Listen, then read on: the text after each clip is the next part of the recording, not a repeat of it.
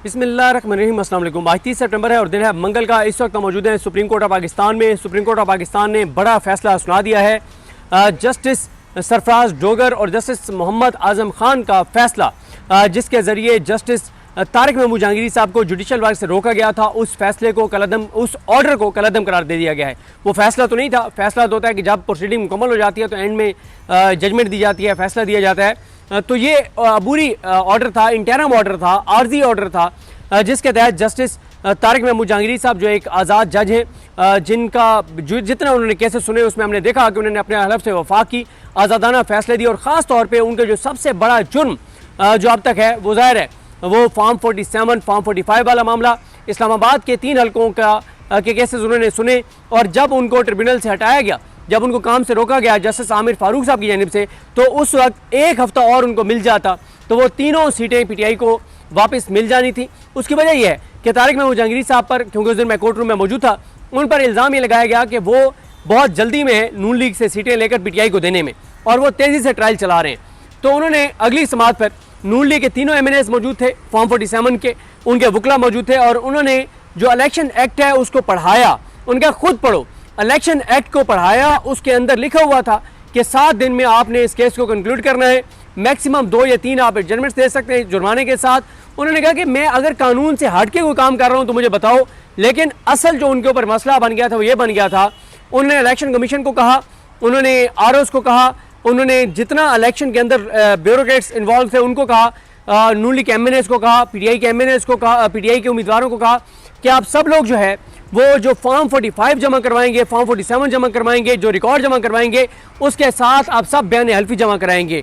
और अगर किसी के भी रिकॉर्ड में, किसी के भी डॉक्यूमेंट में जालसाजी साबित हुई तो उसको मैं सीधा जेल भेजूंगा। और उन्होंने ये भी दिया था कि ये जो रिकॉर्ड जमा कराएगा इलेक्शन कमीशन, फॉर्म 45, फॉर्म 47, इसका फ्रांसिक जो है वो बैरून मुल्क से भी कराया जा सकता है।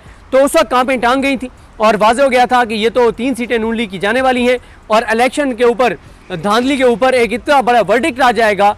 और अगर पाकिस्तान के बाहर से फ्रेंसिक हो जाता है तो साबित हो जाएगा ये तो पूरी की पूरी हुकूमती जाली जो इमारत खड़ी की गई है फॉर्म 47 की, ये तो हिलकर रह जाएगी। और इसलिए तारिक महमूद जहांगीरी साहब के खिलाफ जो है वो काम शुरू हुआ और तारिक महमूद जहांगीरी साहब को काम से रोका गया और तब से उनके खिलाफ चीज़ें हुई। फिर वो उन 6 जजेस में शामिल थे जिन्होंने ख़त लिखा था, वो उन 6 जजेस में शामिल थे जो अपने हलफ से वफा करने वाले थे, जो अपने जो आइन के साथ, पाकिस्तान के साथ, कानून के साथ, अपने हलफ के साथ जो है वो खड़े रहे। तो फिर उसके बाद उनकी जो डिग्री वाला मामला है वो आपके सामने जिस तरह से वो शुरू हुआ और जिस तरह से कल मुनीर मलिक साहब ने बताया और जिस तरह से 1 साल से ज़्यादा की ताख़ीर के साथ जस्टिस सरफराज डोगर साहब ने केस लगाया और फिर एतराज़ात दूर नहीं किए, अभी नंबर नहीं लगा और पहले ही उन्होंने एक कितना बड़ा ऑर्डर जारी कर दिया। खैर, आज जब समाअत का आगाज़ हुआ तो सबसे पहले तो मुनीर मलिक साहब जो जहांगीरी साहब के वकील हैं, उन्होंने कहा कि उन्होंने ऑर्डर पढ़ा कल का, जो सुप्रीम कोर्ट का ऑर्डर था। उन्होंने कहा कि उस ऑर्डर से एक तासुर मिल रहा है कि मैं इस बात से इत्तफाक करता हूँ कि हाई कोर्ट के जज के खिलाफ किसी भी हाई कोर्ट के अंदर को वारंटों की जो रिट है वो काबिल समाअत है।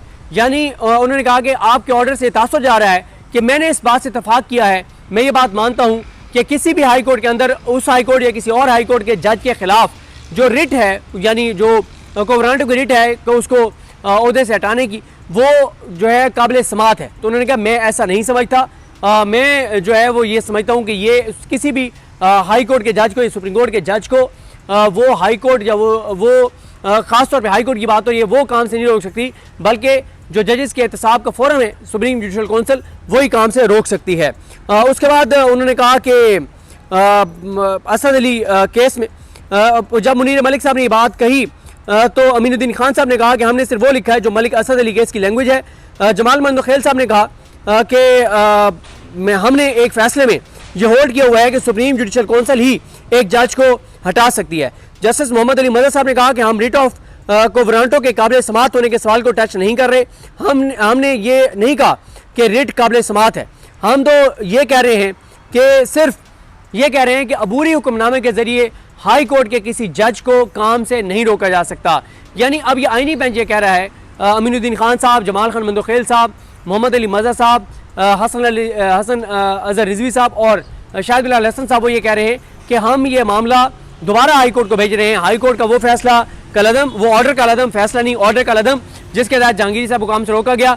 लेकिन हम हाई कोर्ट को कह रहे हैं कि आप ये फैसला करें कि किसी जज के खिलाफ को वारंटो में रिट जारी हो सकती है, नहीं हो सकती, कोई फैसला हो सकता है, नहीं हो सकता।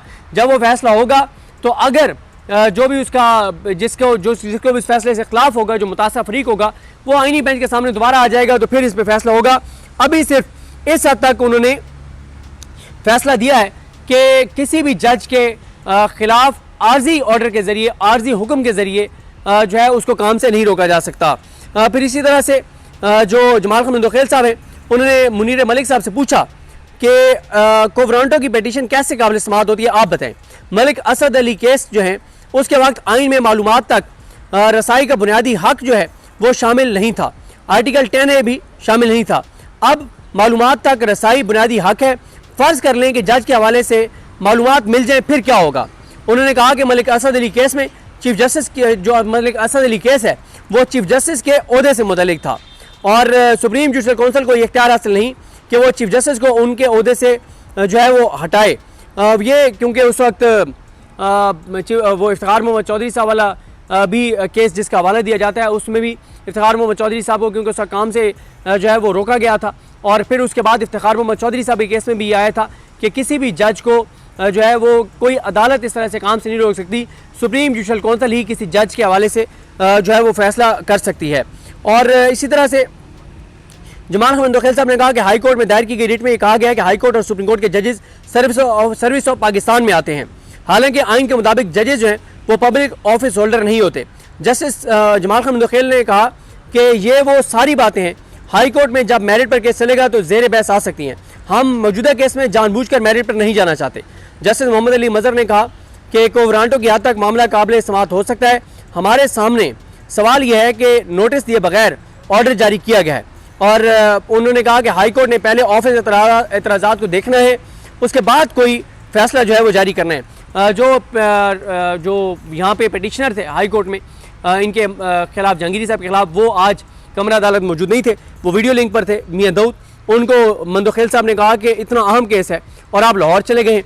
तो खैर उसके बाद अटॉर्नी जनरल पाकिस्तान पेश हुए, उनसे पूछा गया कि क्या इंटरम ऑर्डर के ज़रिए हाई कोर्ट के किसी जज को इस तरह से काम से रोका जा सकता है। तो उन्होंने कहा जी मैं इस बात से इत्तफाक करता हूँ कि इंटरम ऑर्डर के ज़रिए हाई कोर्ट के किसी जज को काम से नहीं रोका जा सकता। और फिर मियाँ दाऊद ने भी इत्तफाक किया। तो इसके बाद अदालत ने जस्टिस सरफराज डोगर और जस्टिस आज़म खान का जो इंटरम ऑर्डर है उसको कलअदम कर दिया और कहा कि आप इसको केस को तफसील से सुन के और फाइनल ऑर्डर जो है फैसला जारी करें। अब ये केस हाई कोर्ट में चलना है और अब सारी नज़रें जो हैं वो सुप्रीम जुडिशल कौंसिल पर हैं। 18 अक्टूबर को सुप्रीम जुडिशल कौंसिल का इजलास होना है। सुप्रीम जुडिशल कौंसिल में जो मेंबर्स हैं उसके वो हैं justice Zia Khan Afridi, justice Syed Mansoor Ali Shah, justice Munib Akhtar, justice Aalia Neelum और जस्टिस सरफराज डोगर। अब क्योंकि ये वाला मामला ज़ेर बहस आना है, तो क्योंकि इससे पहले इन दोनों के दरमियान केस चल रहा है, जस्टिस सरफराज डोगर साहब की ट्रांसफ़र को, सीनियरिटी को, उनको जिस तरह चीफ जस्टिस बनाया गया इसको चैलेंज कर रखा है इन्होंने, जहांगीरी साहब ने, मोहसिन अख्तर कैनी साहब ने, बाबर सत्तार साहब ने, सरदार एजाज खान साहब ने, समन रिफत इम्तियाज़ साहबा ने।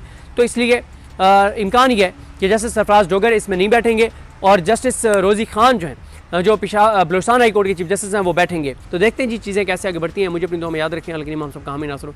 अल्लाह हाफ़िज़।